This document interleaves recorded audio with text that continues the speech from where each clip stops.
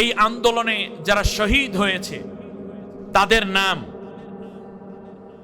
এবং তাদের পরিচয় পরিচিতি সহ এ জাতির সামনে পরিচয় করিয়ে দেয়া হোক।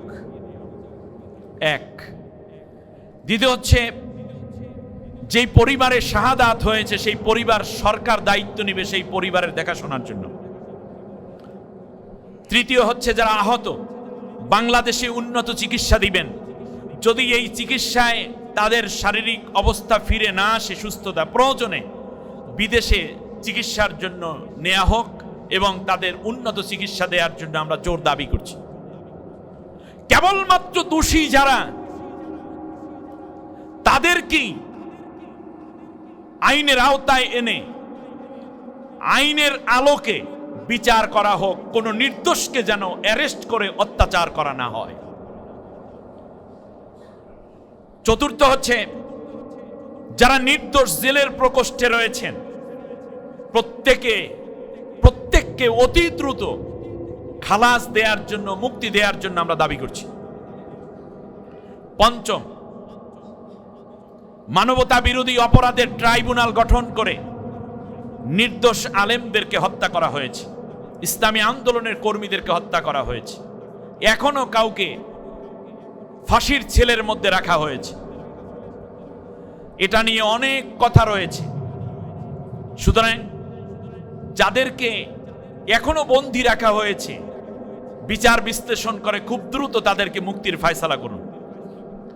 আয়নাঘর, ষষ্ঠ দাবি, আয়নাঘরের রূপকার এবং আয়নাঘর যারা বানিয়েছে তাদেরকে গ্রেপ্তার করে কমপক্ষে 3 মাসের জন্য আয়নাঘরে বন্দী রাখা হোক। অ্যান্টি টেররিজম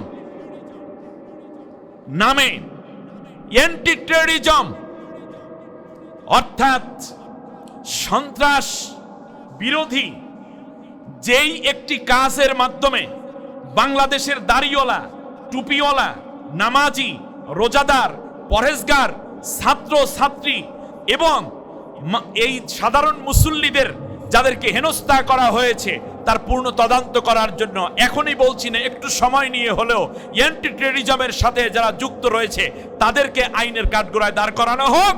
কত সংখ্যক মাদ্রাসার ছাত্রকে হত্যা করা হয়েছে তার সঠিক রিপোর্ট পেশ করা হোক। তার কারণ এখানে টার্গেট ছিল কেবলমাত্র ইসলাম।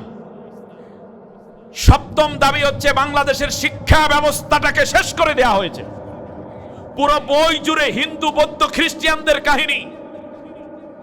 খুব দ্রুত এবং খুব কম সময়ের মধ্যে একটি আলাদা বোর্ড গঠন করে বাংলাদেশ এবং ইসলাম, ইমান, তাহাজিব, তামাদ্দুন, নৈতিকতা এবং আন্তর্জাতিক বিশ্বের সাথে সামঞ্জস্য রেখে একটি শিক্ষা ব্যবস্থা আমার সন্তানদেরকে উপহার দেয়া হোক।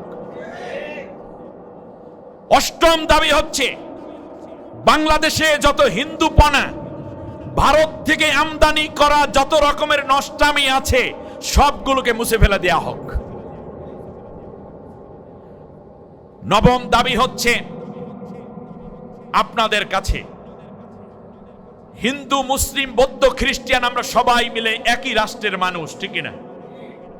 অতএব স্বাধীনতার সময় থেকে নিয়ে আজও পর্যন্ত হিন্দুদেরকে আমরা যেমন করে ভালোবেসেছি, যেমন করে আমরা তাদেরকে ভাইয়ের মতো জেনেছি, তাদের পারিবারিক খবর নিয়েছি, ঠিক আজও যদি কোনো স্বার্থান্বেষী মহল হিন্দুদের মন্দিরগুলো ভাঙতে চায়, কারো গির্জা ভাঙতে চায়, প্যাগোডা ভাঙতে চায়, গুরুদ্বারা ভাঙতে চায়, তাহলে অতন্ত্র প্রহরীর মতো পাহারা দিয়ে ওই দুষ্কৃতিকারীদেরকে ধরিয়ে দিতে হবে। তার কারণ কোন মুসলমান কোনদিন হিন্দু বৌদ্ধদের উপাসনালয় ভাঙতে যাবে না, বাড়ি ঘরে আগুন দিতে যাবে না, এমনকি তাদের উপর কোনো অত্যাচার করতে যাওয়া ইসলাম হারাম করেছে, ঠিক কিনা বলেন? রাজনৈতিক স্বার্থ চরিতার্থ করার জন্য একটি অপশক্তি হিন্দুদের, বৌদ্ধদের, খ্রিস্টানদের উপাসনালয়ে হামলা করে তাদের উপর অত্যাচার করে তারা বহির্বিশ্বে বোঝাতে যাচ্ছে এই দেশটা এখন বড় রকমের বিপর্যয়ের মুখে পড়ে গেছে আবার, কারণ এখানে সংখ্যালঘুরা নিরাপদ না। প্রয়োজনে আমরা নির্গুম রাত থেকে হিন্দুদের এই যে মন্দিরগুলো আছে কিংবা অন্য ধর্মাবলম্বীদের যে গির্জাগুলো আছে, প্যাগোডাগুলো আছে, সেগুলো আমরা নিরাপত্তা বিধান করবো। এটা আমাদের নৈতিক দায়িত্ব, ঠিক না বলেন? প্রশাসনের ঊর্ধ্বতন কিছু ভাইয়েরা অতি উৎসাহী হয়ে যেই কাজগুলো করেছেন, সেই বিচারের জায়গা কতটুকু, এটা আমার 10 নম্বর দাবি। আল্লাহ সুবহানাহু ওয়া তাআলা কোরআনুল কারীমের মধ্যে বলেছেন, শোনো, সূরার নাম সূরা নিসা, আয়াত নম্বর 48, লা ইউহিব্বুল্লাহুল জাহরা বিসসুই ইল্লা মান যুলিমা। তোমরা জমিনের বুকে কোন রকম আন্দোলন করবে, সংগ্রাম করবে, এটা আল্লাহ পছন্দ করে না, বিপর্যয় আল্লাহ পছন্দ করে না। তবে হ্যাঁ, যারা জুলুমের শিকার হয়েছে, প্রশাসনকে বলছি, দেশ যারা চালাচ্ছেন তাদের দৃষ্টি আকর্ষণ করছি, আপনারা এই বিচারগুলো করবেন, এটা আপনার মাথায় থাকতে হবে।